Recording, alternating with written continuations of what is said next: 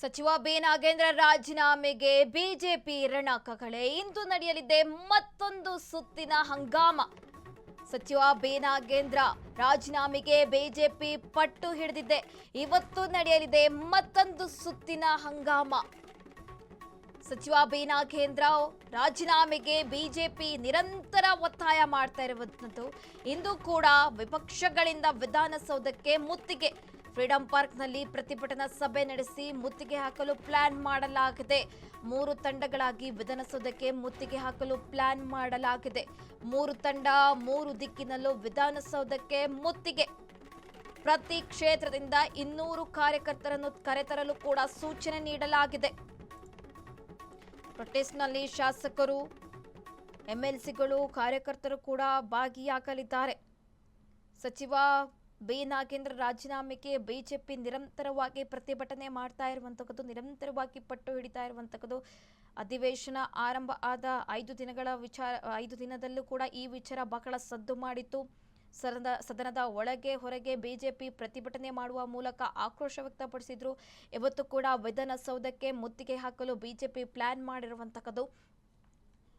3 ತಂಡ 3 ದಿಕ್ಕಿನಲ್ಲೂ ಕೂಡ ವಿಧಾನಸೌಧಕ್ಕೆ ಮುತ್ತಿಗೆ ಹಾಕಲು ಬಿಜೆಪಿ ನಾಯಕರು ಪ್ಲಾನ್ ಮಾಡಿದ್ದಾರೆ. ಹಾಗೆ ಪ್ರತಿ ಕ್ಷೇತ್ರದಿಂದ ಕೂಡ 200 ಕಾರ್ಯಕರ್ತರನ್ನು ಕರೆತರಬೇಕು ಅಂತ ಕೂಡ ಸೂಚನೆ ನೀಡಲಾಗಿದೆ. ಸಚಿವ ಬಿ ನಾಗೇಂದ್ರ ರಾಜೀನಾಮೆಗೆ ಬಿಜೆಪಿ ನಿರಂತರವಾಗಿ ಒತ್ತಾಯ ಮಾಡ್ತಾ ಇರುವಂತದ್ದು. ಇವತ್ತು ವಿಪಕ್ಷಗಳು ವಿಧಾನಸೌಧಕ್ಕೆ ಮುತ್ತಿಗೆ ಹಾಕಲು ಎಲ್ಲ ರೀತಿಯ ಸಿದ್ಧತೆಗಳು ಕೂಡ ನಡೆದಿರುವಂತದ್ದು.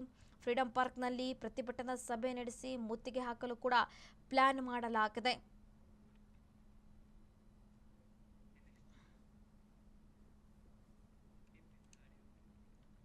ಸಚಿವರ ಮೇಲೆ ಕೇಸ್ ಇದ್ರೆ ಎಲ್ಲರೂ ರಾಜೀನಾಮೆ ಕೊಡಬೇಕಾ? ಬಾಗಲಕೋಟೆಯಲ್ಲಿ ಬಿಜೆಪಿಗೆ ಸತೀಶ್ ಜಾರಕಿಹೊಳಿ ತಿರುಗೇಟ್ ಕೊಟ್ಟಿದ್ದಾರೆ.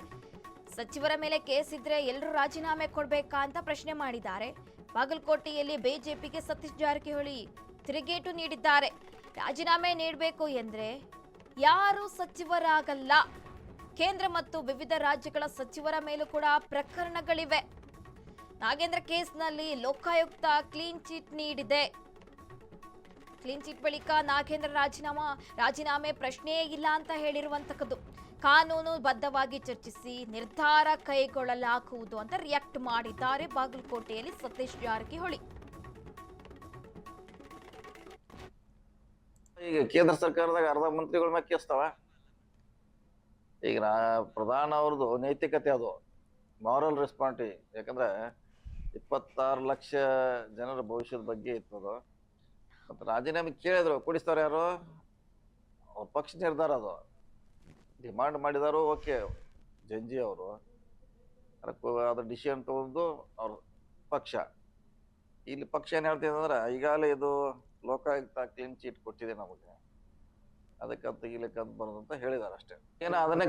ಅದನ್ನೇ ಲೋಕಾಯುಕ್ತವ್ರು ಕ್ಲೀನ್ ಚೀಟ್ ಕೊಟ್ಟಿದ್ರು. ಅದನ್ನ ಹೇಳೋ ಕೇಸ್ಗೇನ ಕ್ಲೀನ್ ಚೀಟ್ ಕೊಟ್ಟಿದಾರ. ಹಿಂಗಾಗಿ ಈಗ ಅದು ಪ್ರಶ್ನೆ ಬರೋಲ್ಲ ಅಂತ ನಮ್ಮವ್ರ ವಾದ, ನಮ್ಮ ಪಕ್ಷ ಸರ್ಕಾರದ ವಾದ. ಈಗ ಕೇಂದ್ರ ಸರ್ಕಾರದಾಗ ಅರ್ಧ ಮಂತ್ರಿಗಳ ಮೇಲೆ ಕೇಸ್ತಾವ. ಈಗ ಪ್ರಧಾನ ಅವ್ರದ್ದು ನೈತಿಕತೆ, ಅದು ಮಾರಲ್ ರೆಸ್ಪಾನ್ಸಿಬಿಲಿಟಿ. ಯಾಕಂದ್ರೆ 26 ಲಕ್ಷ ಜನರ ಭವಿಷ್ಯದ ಬಗ್ಗೆ ಇರ್ತದ.